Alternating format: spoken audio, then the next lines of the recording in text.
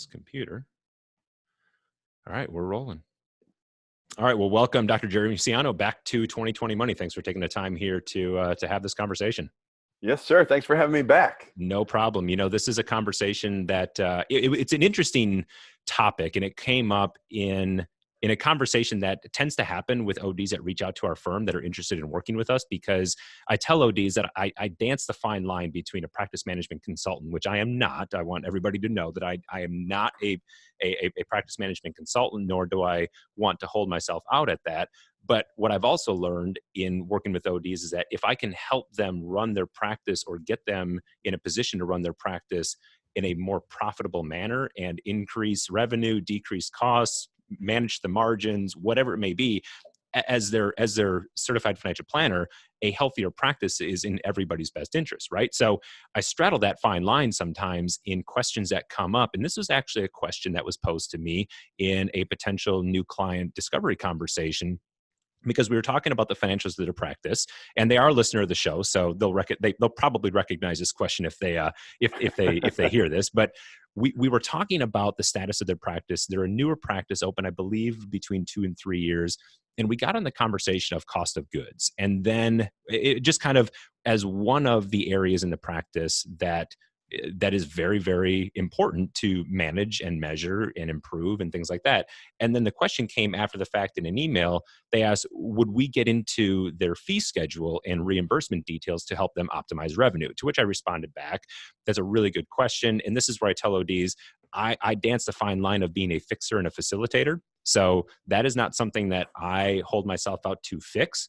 But in the context of our conversation, it's like, well, I can facilitate a conversation, or I can facilitate an introduction to someone that can help them if it's something that they need help directly, or you're someone that I value our relationship. I've loved the conversations that we've had on the show before. They are consistently some of the most top downloaded episodes of 2020 Money. And this is, what are we on here? This is episode 50. This is going to be episode 54, excuse me. So you provide great content, man. I love how we chop it up here. So the question here today is, how do you control your income in the practice as it pertains in the importance of fee schedule and profitability? So how do you manage the fee schedule? How do you determine your fee schedule? How do you know whether you're too high, too low? Demographics play into the area, the type of practice that you have. So all those things, I thought we'd just have a good conversation and hear a little bit about how you manage it in your practice. So again, thanks for taking the time here. Yeah, my pleasure. You know, it's such a broad question. And the truth of the matter is there is no right answer, and there's not a set formula that one size fits all. Obviously, the area is going to dictate a ton of that. But really what it comes down to is the business owner's comfort level of what they're charging and why they are charging certain things. I know some practitioners that will have exorbitant fees because they want to chase out certain people. Some people have super low fees because they're chasing a volume of patients. All the strategies are correct if it's done with intent. And I think that's the biggest thing for your listeners to understand, is that you got to figure out exactly what you want to be when you grow up and you go after it. Yeah. Well, so my business coach, one of the phrases that she brings to my attention over and over as we work on our practice and the continued growth and expansion that we've seen, when the vision is clear, the decisions become easy. Yes. And I think that's kind of what you're talking about here, right? When you have a vision, no pun intended, right, for your practice and what you want your practice to look like, then the decisions become easy. So if I distill that down even further, is it as simple as, like you had said, determining, okay, do I want to go for quality versus quantity? Do I want to go for the high end, and raise my fees accordingly, and certainly understand that I'm going to price out a portion of the population that isn't going to see the value in that fee schedule? Or do I want to go bare bones, compete to the bottom, the race to the bottom type approach, and I'm just going to try, I maybe emphasize the word try, and make it up on volume? Yeah, and those are the strategies that the business owner has to really determine where they're going to be. But once you even have that set course, if you're going to be, high volume, low net, or low volume, high net, et cetera, once you make that determination, that's when, and I think this is the crux of the conversation, is how do you then start to strategize within that from a tactical standpoint once you have your overall vision. And that's really important. And so I'm going to make the assumption that the people who are going to be listening to this podcast today are independent doctors that can actually control their own fee schedules, because most of the other practices that don't have the lateral ability to do that. So I'm gonna work on that premise, if that's okay. Oh, absolutely. I think, to your point, someone in a corporate setting that doesn't have the ability, where they're quote unquote just showing up, and they don't have that autonomy to be able to control that, this may be food for thought, and candidly might prime the pump, if you will, to think about what the other side might look like. But yeah, we can definitely work on that premise. Cool. So I would say, one of the easiest things is finding what your market value is. So we talked about cost of goods, right? Profitability is simply how much you sold minus your cost of goods. You could beat up your vendors as much as you want. You can get those cost of goods as low as you can to a point, but there's a point where you're not going to move that needle anymore. Right. So then the question is, from a collection standpoint, it's a volume of patients versus the price that they're paying, and what's that symbiotic balance, right? Yep. Meaning I could see 100 patients at $1,000, or I could see 2,000 patients at $100, right? How am I going to strike that balance?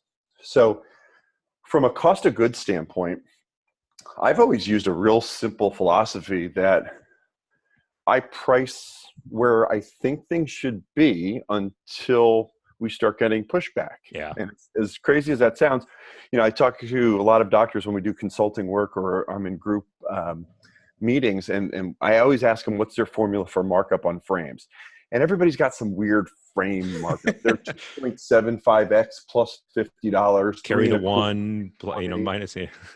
Yeah, I mean, why not just use pi? 3.14x. I mean, that just sounds prettier, right? It sounds scientific and intelligent. But the reality is, it actually doesn't matter. So this is probably about 10 years ago. We got this big shipment of frames that came in. And, if you're going to get a shipment from a certain vendor, they're usually in a price range, but they're not all the same exact price, right? They're going to vary between $20, $30 a frame. So before they got the invoice, and I was one of those rookies that said, I have a formula, right? 3.5x, and that's what we're going to do. And we would go down the list, and we would waste hours of trying to multiply all these stupid things, even though it was the same family of frames. So I got this new frame order. Anyway, I went to a couple of my opticians, and I just held up the frame and said, how much do you think this would sell for? And they looked at me, they said, well, how much does it cost? And I said, it doesn't matter. That wasn't my question, right? Exactly. And that was my light bulb moment. Because when I asked them, what could they sell this frame at? Because the reality is, if I bought something for $100 and we were selling it, let's say on the board for $299, that's wonderful. But if we have other frames that are selling next to it at $499, and they think it's the same frame, or et cetera, why wouldn't we try that? It's one of those things where, like, my next question to you, and you probably don't want to answer, is that your next light bulb moment was like what moment of how much money have I been leaving on the table in price? Yeah. Oh, we'll get to that one later. Okay.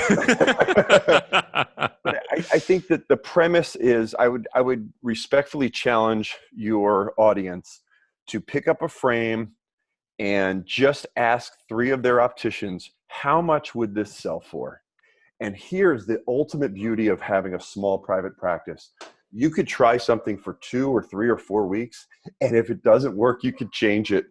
And yeah, I mean, here's the thing, we're not the mothership. We're not this huge, conglomerate where we have to do market research and we have to spend 3 or 6 months figuring it out, try and get a price point. And once we move that needle, you're stuck, right? Yeah.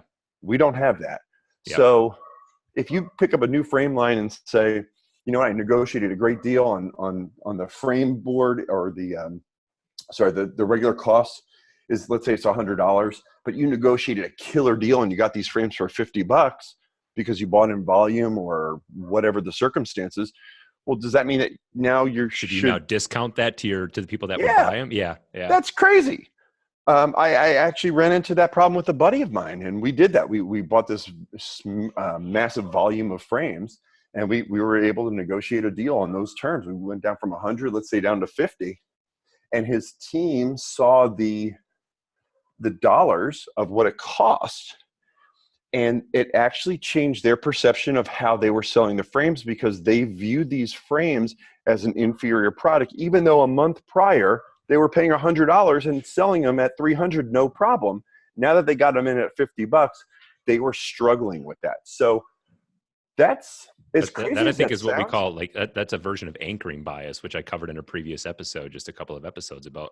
Like when you have a set price at something, changing that price, your mind automatically goes back to what the previous price was, and the feeling that you have around that product can change based off of what you had personally anchored your mindset to previously. Yeah, and that's Interesting. destructive. Because I mean, the whole point of negotiating a good deal is to try and lower your cost of goods so that you can have more profitability. Increase your Right? margins. Exactly. So I think that's one of the biggest things is just try it, and having an open-ended philosophy as opposed to a closed mindset. And that's a life conversation down the road, but doing that. And then the other thing is, once you establish it, so let's say your team says, you know what, these are good frames, I could sell these at $350. Okay. And you're blowing them out.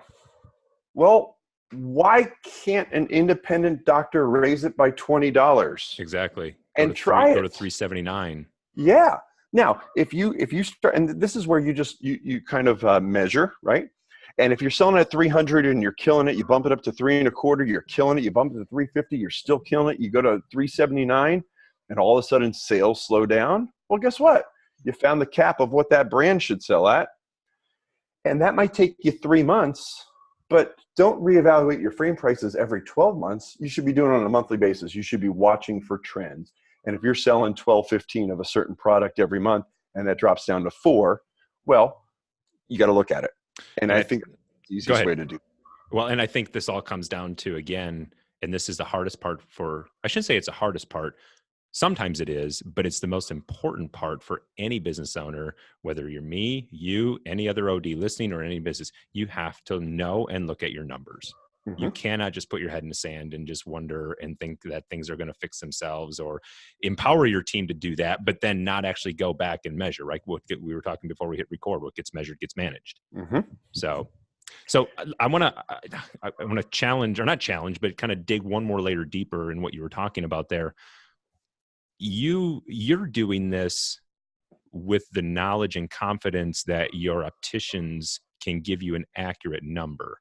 How do you know, or how do you, maybe this is the wrong question to ask, but I'm just thinking, how do you know that that your opticians are going to give you an accurate reading? Or does it just come back to, hey, let's ready, fire, aim, right? Let's talk about it. Let's put it on the board and let's see how things go, and then we can adjust from there. Yeah, I think, the ready, fire, aim philosophy is, I think that's actually valid for a lot of small business owners. We should have a little bit less caution, because we can adjust so quickly, and we'll get to this later with fee structures when it comes to services, how you could just change on the fly. But for me, I leave it up to my tenured opticians, my buyer, the manager, the person that's going to be pricing them anyway. When I ask for their opinion, they're pretty realistic, and they understand those numbers. So, it's almost like a real estate agent, right? You say, hey, I want to list my house. And you get one agent that comes in and says, oh man, it's a great house. We can list this at $150,000. And the next agent comes in and says, dude, this thing is a dump. You'd be lucky if you got it at $100,000. Those are two philosophies of real estate agents. One's going to tell you what you want to hear. The other one's going to be realistic. Yeah. And in the end, who are you going to hire? Now, we all love to sell that house for $150,000, but if they list it there and every week they have to drop it by $5,000 to get to your price point, you just wasted your time. Yep. And so I think that, realistically understanding your demographics of the area and what other similar frames are being priced at, in the beginning it's hard because you're kind of wild west, but once you have somewhat of an established practice and you understand, your plastics are going to be in this range, your metals are going to be in this range, you could tweak it. But I mean, think about it. If you changed your frame board by $20 across the board and raised it. Oh my gosh. And if that doesn't slow down your sales, well, why wouldn't you try that? That drops to the bottom line. Yeah. Like, that's what I want everybody to understand. Like, yes, it may happen at the top of your P&L, right? It's happening in your gross profit margin, but you didn't have to do a darn thing in your practice to add that to the bottom line. Yeah. And we've done that on multiple occasions. This is the perfect time of year to have this podcast. At the end of the year, everybody's thinking about, okay, what am I going to do next year? I'm going to raise the prices, right? And it's fair. And at the start of the new year, we're going to raise exams by $8, and we're going to raise our frames by 12 and lens packages, et cetera. Well, I remember it was probably about 4 or 5 years ago. It was just this time. And I thought, we're going to raise our fees by X, Y, and Z. But this is our busy season, and people are coming in for flex spend season. End of year flex spending accounts. Yep. Yeah. Why don't we just bump that up? And instead of waiting until January 1, let's do it December 15. Let's raise all those prices 2 weeks early when people are coming in with their flex spend money. And you know what? It didn't make a hill of beans difference at all, other than we were more profitable by, $20 an exam, $20 a frame. And I'm like, wow, you multiply that by 100 patients a week. Sure. That's a lot of cash. That is a lot of coin. So how does that, let me take that conversation kind of to the next iteration of it, or not a next iteration, but how do you think about your frame board then? Like you said, okay, we go across the board. How does the organization of your frame board, you mentioned your plastics and things like that, how do you think about your frame board as it pertains to what your fee schedules are going to be for the type of practice that you have? Which, for listeners that haven't listened to previous conversations with Jeremy, I'd really recommend going back and checking out episode 11. That's where we talked about the inside the mindset and methods of a multi-million-dollar single OD practice.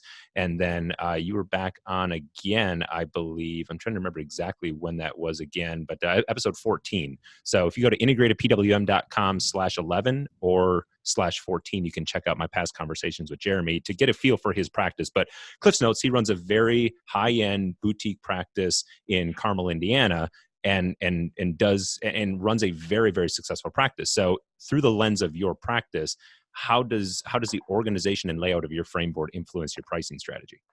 So like you said, we're a retail focused organization. I mean, obviously we're primary care. We do a lot of medicine, but we focus tremendously on the front of the house, because let's face it, over 50% of your sales comes from your frames and your lenses. Right. So we spend a dramatic amount of time measuring those things. We set up our frame board. There's different philosophies. Some people like to integrate all the brands together. Some people like to have them by male and female. Some people like to have them by price. We've separated. We've got the gentlemen's on one side. We have the ladies on the other. And of course, there's some unisex mixes that kind of help the flow in between, right? Mm-hmm. And then once we have that separation, we do have kind of a pricing slide. I would say we've got a galleria where people, if they start in that area, that you're going to be doing a lot more high-end, your brands, your big names, and also your custom design work. And then frames kind of slide down from there. So people, they can, if they want to be in a certain price range, they kind of get a feel for the office where they want to be looking. Okay. Let's talk about professional fee schedules, because you mentioned that just earlier as well. Is that something that you do as well before the end of the year? I mean, obviously, like I said, people are coming in to spend their FSAs and make sure that the whole, if you don't use it, you lose it type thing doesn't apply to them. But how do you think about your professional fee schedule as it pertains to profitability, raising it by what % or dollar amount? Any thoughts on that? Yeah, so there's two big parts to that question. One is going to be your professional fees with respect to your examinations, and we'll break that down because insurance plays a massive role in that. And exactly. Then the other big part of it where we have a lot more flexibility and an opportunity for profitability is in our pre-testing and our ancillary testing. So I would say let's start with the pre-testing, because that's pretty much your biggest cash and carry that most people are trying to, quote, sell or upsell when people come in. We're going to assume that, over 90% of your patients are going to have insurance, but it's not going to cover certain ancillary pre-tests, right? Fair? Yep. People are actually in the 95% category. But, you're going to have your certain things that you're going to do, whether it's a visual field, whether it's going to be digital photography, whether it's going to be your OCT, your whatever, name your box, your image. Name your piece of technology that you have, right? And you could do that, and they could do it. A lot of people do it a la carte. Some people will do it with a packaging. but it really is very arbitrary. And depending on which doc you talk to, the philosophies are all over the place. We've been I would say we've been a rebel in the industry with our philosophy.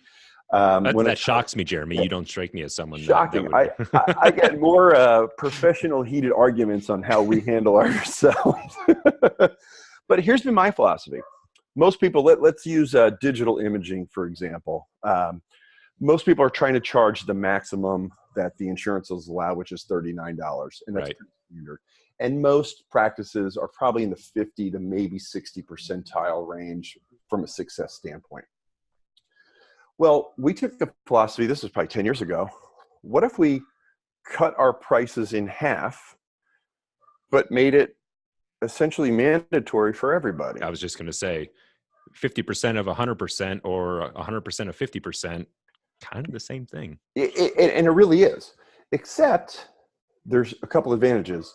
And this is, again, my camp, how I look at it. The advantage is I'm not really pissing off a lot of people. If I'm trying to charge $39 a pop, that's a heavy conversation. And I would think even if half the patients do it, half of those people are probably doing it begrudgingly, right? And then the other half who aren't doing are really, that they're not in your wheelhouse. So my thought was, if we did 100% at $20, and I'm just using these numbers. Sure. But if we did 100% at $20 isn't that big of a deal. And most people, instead of being dilated to pay a $20 fee, it's pretty smooth. It's pretty easy. So we felt that it was a very, very easy, common thing for people to accept that. And we didn't really have many issues at all with that. And what that did to my clinic was able to now, I knew that 100% of the people were going to be the same time slot. I was more efficient. I didn't have to dilate. I didn't have to slow anybody down. And that did wonders for us. So there's a couple of questions that I want to unpack there, because I think it's awesome the way you frame that. First question is, well, one observation, and correct me if I'm wrong in this observation, then a couple of questions. The first observation, as it pertains to practices that are pricing it at $39 out of the gate, my initial feeling is that, and you talked about the pushback that some patients might give, I think part of the reason that may play a role is because that's early on in the patient experience. And if you haven't knocked their socks off in the very beginning of that patient experience, and then you're springing this on them before they have the ability to really build rapport with the doctor, especially if it's a new patient, you're kind of swimming upstream there. Is that a fair assessment? Yeah. I mean, the first punch in the face is, hey, thanks for coming to our practice. I know you think you only have a $10 copay, but by the way, I'm going to hit you with this $39. Okay. So then my second question is, well, it's popped in my head too from a pricing standpoint. Is it $20 or do you do like $19? Right? Everything's $19.99 and it's not $20. It's $19.99. Do you do any creative pricing in that sense? Yeah, and I'm gonna default to one of my mentors back in the day.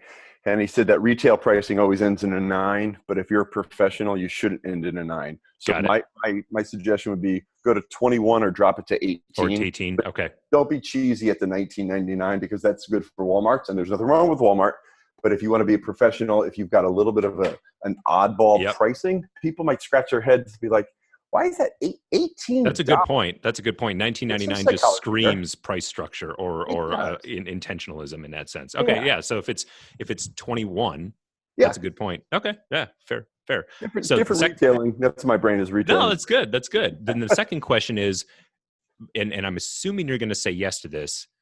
You're going into this with the basic assumption, if you will, that everybody's going to convert and that you've coached your team on how to position that and, for lack of a better word, scripted that conversation out with the team so that, like, do you even make it an option for patients, or do you basically just tell them, this is how we do it, this is why we do it? Again, some of our past conversations have been around always framing things through the filter of how this benefits the patient, not you. Like, are you scripting that out and basically not even giving them a choice, so to speak? I'm going to be careful with my words here. Yes, that's exactly how we prescribe it. I mean, they can't say no, right? But you're not saying you're going to do this. There's no questions about it. If you don't like it, you can get the hell out, right? You're not doing that. No, we don't. The patient legally has the option. Exactly. But our approach has been Mr. and Mrs. Patient, welcome to our practice. Come on in. We bring them in the back and we say, okay, this is our digital retinal screening. We do this instead of dilation in most cases. Which people love that. Right. It's not covered by your insurance, but it's only $20. And in most cases, it takes the place of the dilation. And we do this on every patient, every time, every year. And that's kind of our speech in a nutshell. And that's perfect. You don't need to do any more than that, right? Right. That's it. And then the best thing in sales is shut up. Shut up. Shut up. He who speaks first loses. Yes, that's exactly it. You must be a well-read man. I've been known to turn a page or two in my time. we do that. And then, but here's the backup is the coaching from a business owner standpoint is I like to look at the big picture. So let's just say for round numbers, we're going to see 300 patients a month, right? Right. If we have that approach, it's only $20. It takes the place so you don't have to be dilated, and we do it on everybody because we care about your health. It's the most important part of the annual exam. I would say that small 4-second speech, probably 290 out of the 300 patients, it's not even an argument. It's not even a question. Yep. It's not. So then there's 10 that say, well, I don't know. I got to think about it. And we'll say, look, it's so important. And then they really know that the second phase is this is important for the health, blah, blah, blah, blah, blah. And I would say at that point, those 10 stragglers, 8 out of 10, there's not even an issue. That leaves 2. And what I've done is I've given the latitude to my team to say, if somebody's really adamant about they don't want to pay that $20, first of all, that's a red flag. This is my number one litmus test in our practice is declining pretesting is not the patients that we want to. Exactly. How are they going to feel then when they get to the back end of the office? So what we do is exactly. Because that they're not buying our products and services. Yep. So those 2, they have the lateral ability to say, you know what, Mrs. Jones, we apologize. We know this is your first time in our practice. We're going to do it for free this year for you. But just know that every year moving forward, there is a $20 charge. Okay. So again, goes back to my philosophy. We don't want to have any confrontation, right? Yep. We give it to them for free. And then when I get them and it's checked in the box that they were adamant about it, I hound them about how important this thing is and why it's so important instead of dilating, blah, blah, blah, blah, blah.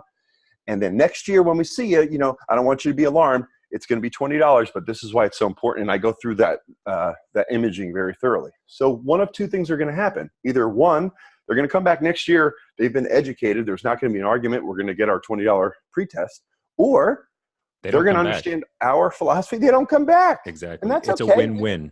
Yeah. And we don't want to force people to be uncomfortable, but we also want to make sure that in our clinic, we're doing the best exam every single time. And if that is our litmus test to weed people out, it just doesn't fit with our medical philosophy. Something that I'm a big metaphor guy, and I've always tried to explain things in a way that people understand and try and distill it down into their language and perception. And so I've always kind of operated a principle of, okay, so how can I, to your point, relate this from an example and talk to them about the benefits to them instead of the features of the technology. Uh-huh. And not saying that you are doing this. I'm thinking about it. How would I think about this? The first idea that came to mind is like, Mr. and Mrs. Patient, do you have a VCR at home?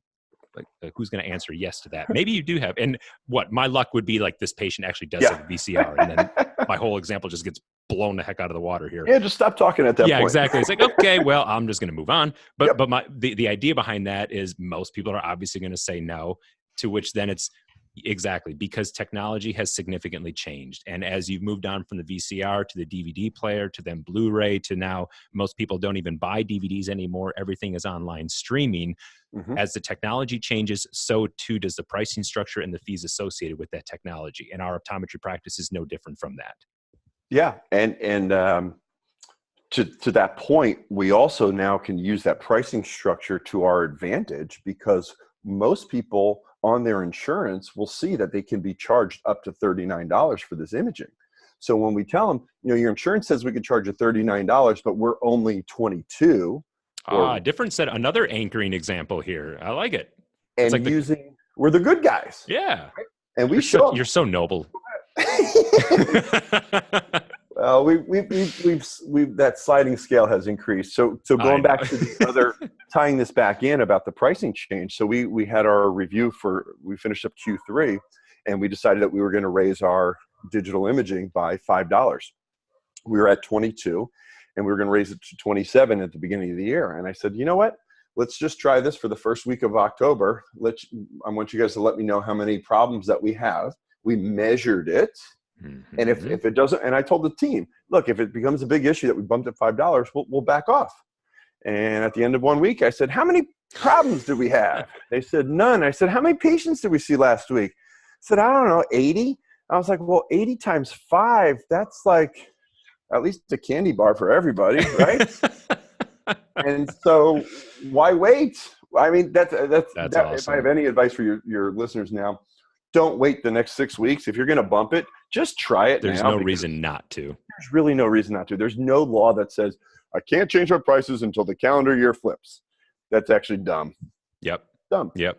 And then it goes back to what we were talking about before is what's our fear factor? The reality is there probably will be a point if next year I try to bump it from 27 to 32 and then we start getting resistance. Well, then I found that the resistance point was too much. Yeah. And you don't want to hurt your clientele. And you also don't want to be greedy. You know what I mean? I mean, I think there's a balance. Do you find go back to the statement that you said where the comparison between what insurance will reimburse for versus what you charge? How do patients see that? Is that only if the patient actually goes into their plan and sees what the reimbursement is, or do you print out something? Do you give them something that says, look, like an itemized list of here's your benefits, here's what we charge? Yeah, that's so most of them have a printed off benefit sheet, and we make sure that at the checkout, we circle that and show them, hey, look, your insurance says that we can charge you up to $39, but here we want to make sure that it's not uncomfortable. And I think they'd appreciate it. You know what I mean? Well, and I'm certainly not like, I don't want this to sound like I'm comparing it, but it's the first thing that came to mind. If you've ever shopped at Kohl's and you check out at Kohl's, right? Yeah. What do they do when you leave Kohl's? With a big red marker or a big red pen, they circle what you saved at the bottom. Do you think Kohl's still makes a profit? Right? They are not a not-for-profit. So, but it's that perception. It's how it's positioned. It's how it's communicated to the customer, to the patient. So that's what matters here. No, that's awesome. Anything else before we segue into like you had mentioned earlier, kind of the challenging part when you're throwing another person into the sandbox, if you will, from an insurance side of things, any other profit centers where you're in direct control that you've evaluated and had the same type of philosophy? Yeah, I think the only other thing in that category is really the bundling, and especially if you're buying new toys. I think if you get to a point where you've got 2, 3, 4 different a la carte pre-tests, you should be very conscious of just packaging it. Got it. That's a good point. I got a buddy in Chicago, and he's crazy. He's probably the number one guy in the country, and I don't know anybody who's as high as he is, but he's just around $100 for his pre-testing package and gets almost 80% of his patients. Wow. When I talk about a litmus test, yeah, it is wow. Now, again, he is the exception to the rule, but I think there's a lot to learn. We want to learn from the high rising Why is stars. he the exception? I mean, the exception exists for a reason. I think optometrists are afraid.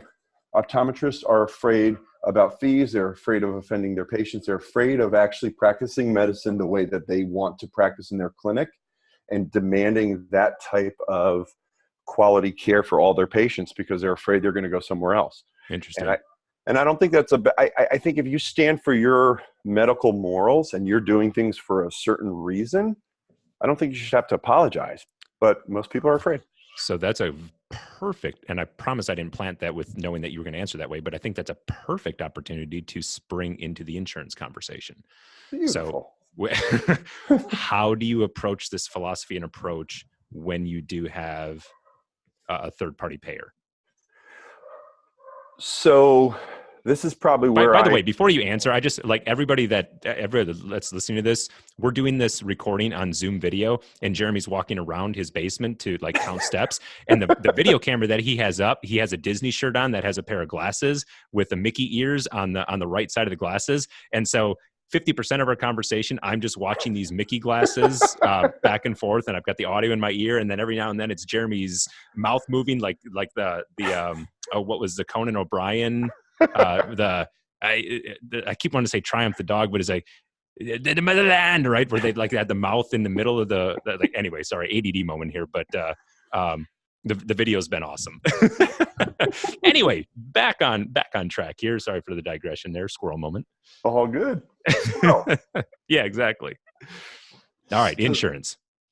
Yeah, I think the insurance part is, we have to accept what the reality is. And if you're like most clinics and 95% of your patients are coming in with some sort of a fixed program, it is what it is, right?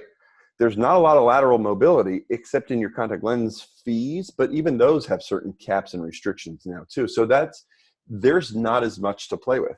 But I was doing a seminar with a bunch of doctors. This was back in September. And, everybody likes to complain about insurance, right? We hate insurance, blah, blah, blah. And so I asked the question, I said, well, what are you doing about proactively trying to recruit and retain your cash patients? Mm-hmm. And that, Crickets. That was the loudest. Yeah, it was silent. Yeah. And I looked at everybody. I said, well, you want to get more cash patients, right? We want to drop insurance. What are you doing to do? Those are your golden geese. Yeah. And it was silent. So here's where my professional heresy comes in. All right. Gloves are on. Yeah. Roll the sleeves up. Whenever I do this in front of a microphone on a stage, I just get these death stares. You can feel it cutting into you. Yeah. Yeah. Going back to the other crazy philosophy of, cutting the price in half and getting everybody.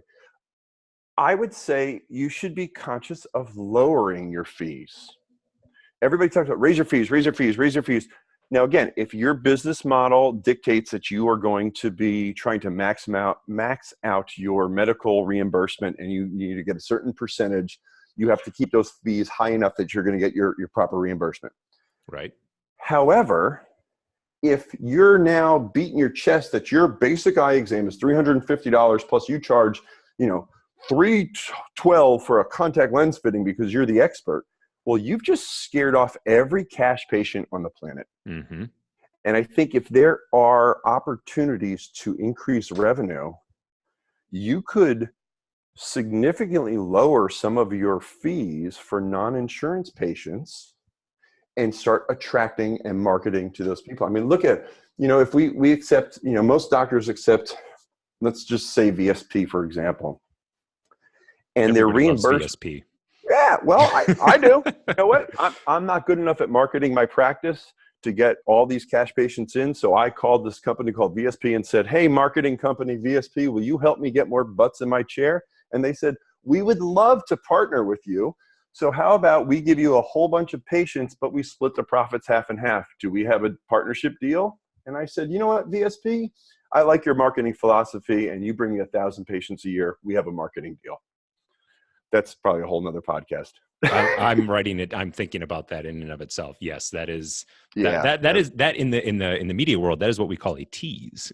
Yeah. So that was probably a bad segue, but that's a whole nother hour conversation. That's actually a good one. But anyway. By the way, I'm holding you to that, so listeners can know. Well, that's one of my favorites. But the reality is, if you're pricing yourself out of the box, you're never going to, you probably get occasional calls where people say, what, how much does it cost for an eye exam and contact lens fee? And if you're too high, you're not going to have a strong amount of cash patients. Yeah.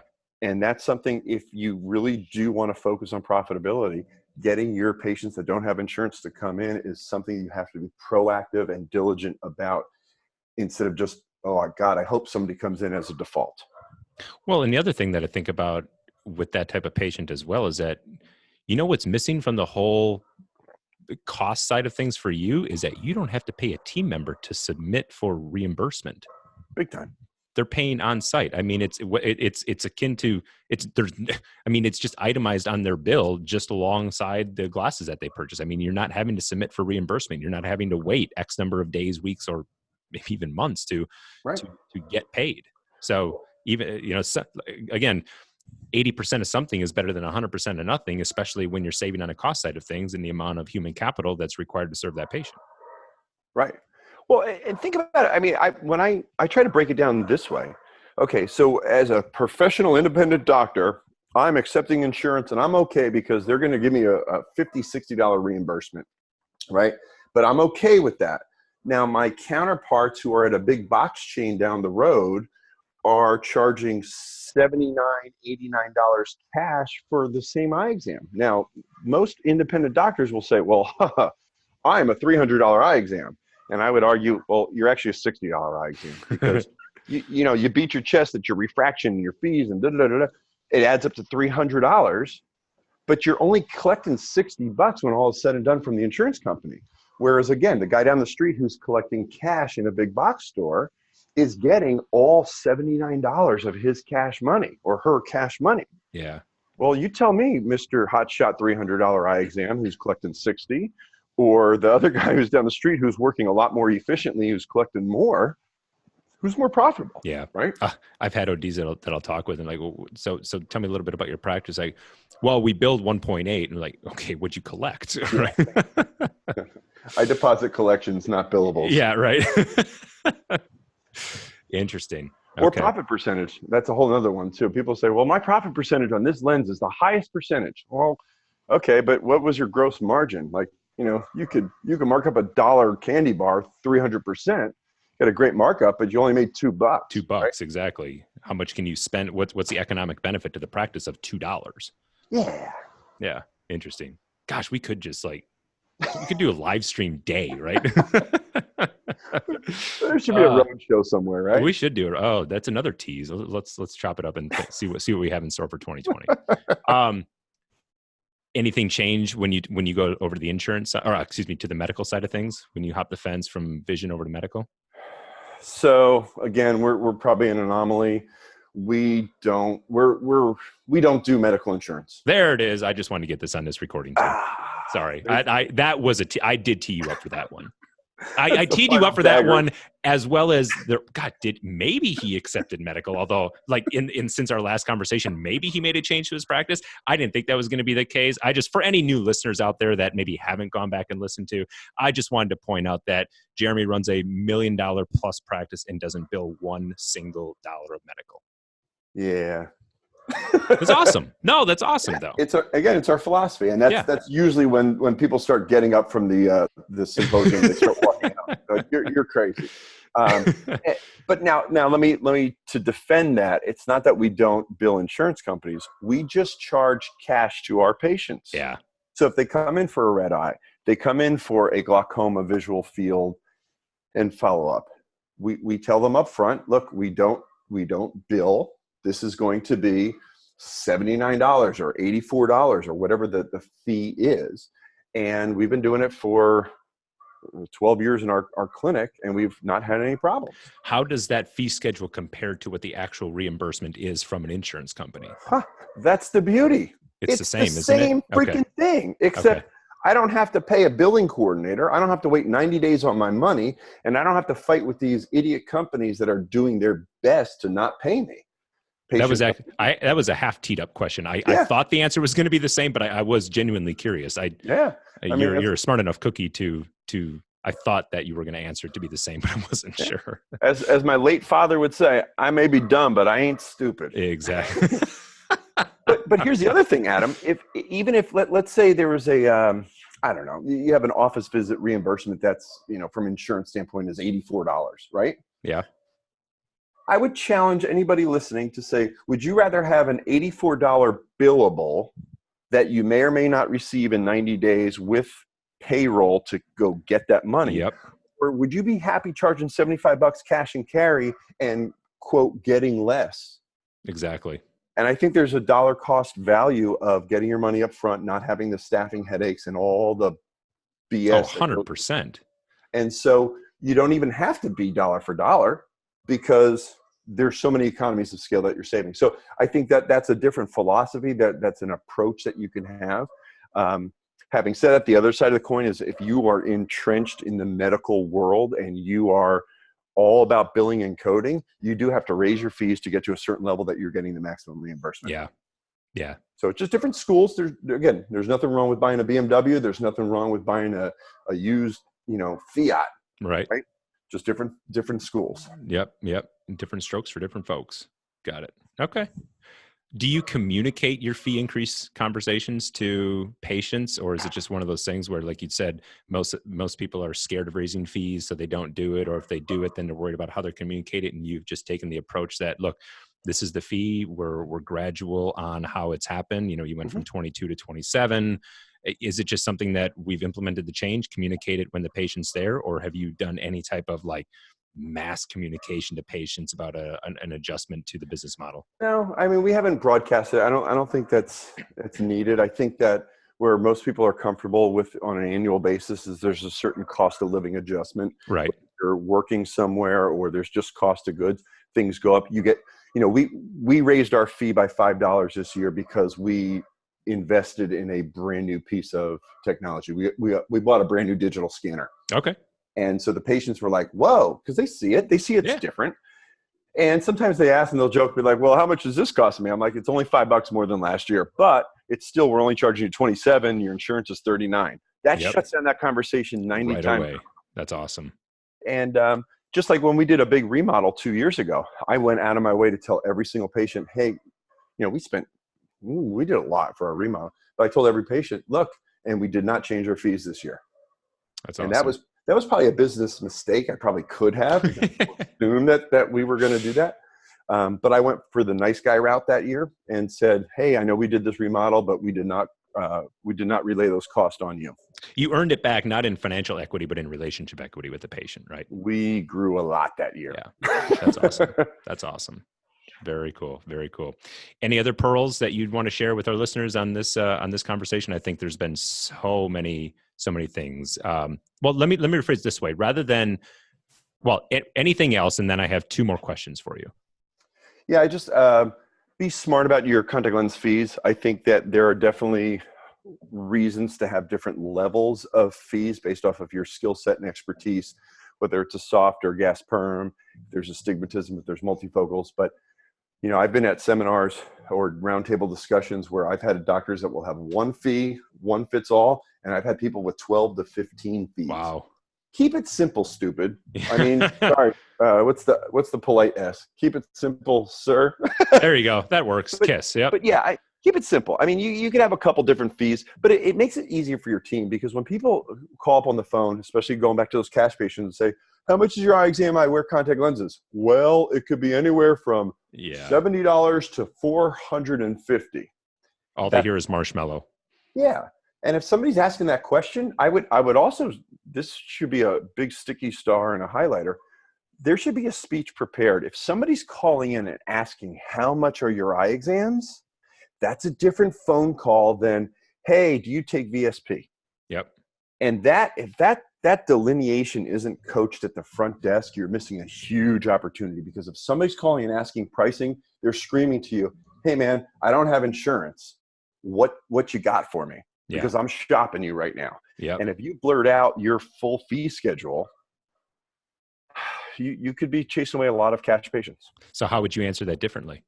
Well, I think that most doctors who are smart enough to understand time of service discount, you legally can have a reduction in your fees based off of the time that you're going to save and the labor that you're going to save for not having to bill and code. So I think if somebody calls in and they're asking for the price, that time of service discount should be incorporated very, very quickly into the early stages of that conversation. Okay. As opposed to just blurting out, we charge $320 because we're the best and our doctors care the most and we have the best technology and we love you.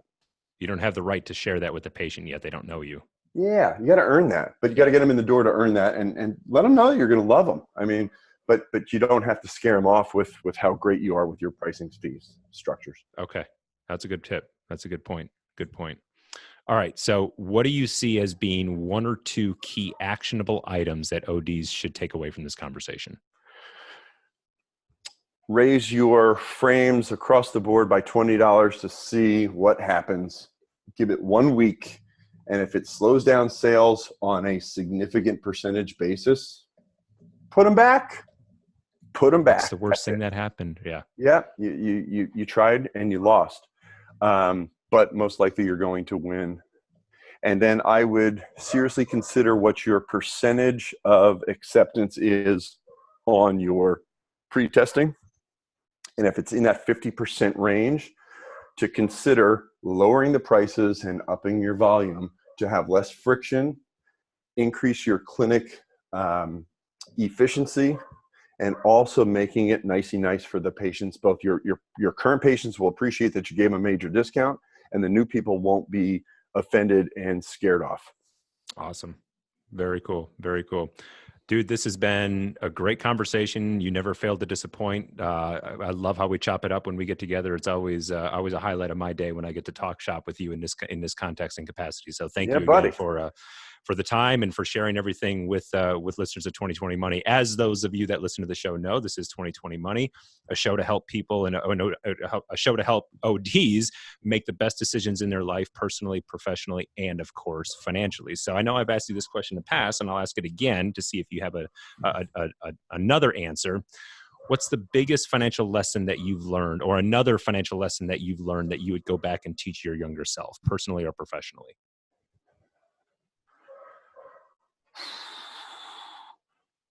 Absolutely don't be afraid to negotiate your cost of goods on equipment and every other cost of good. It's all more negotiable than you realize until you say no. When you say no and walk away from a conversation, you'd be amazed at how much prices will drop. Again, he who speaks first loses, Yep, right? That's right. That's a good Second point. part of the conversation. That's a good point. Awesome. Well, hey, this has been an amazing conversation. I'll put a link to Jeremy's website just so that everybody out there can get a look to see how his practice, what his digital presence looks like, and how that translates into an amazing patient experience as well. Put his information there at integratedpwm.com. If you click on Learning Center, also this is episode 54. So if you go to integratedpwm.com/54, that'll take you to the show notes page where we'll have Jeremy's information there. If you like what we've shared here on 2020 Money, don't hesitate in sharing with your colleagues. If you found information in here that you can apply to your practice, there's a really, really good chance that your colleagues that you know could take away something as well. So please don't keep us a secret. It's the number one way in which we grow the listenership of 2020 Money. So Jeremy, thank you again for taking the time here today. I really appreciate it. Yes, sir.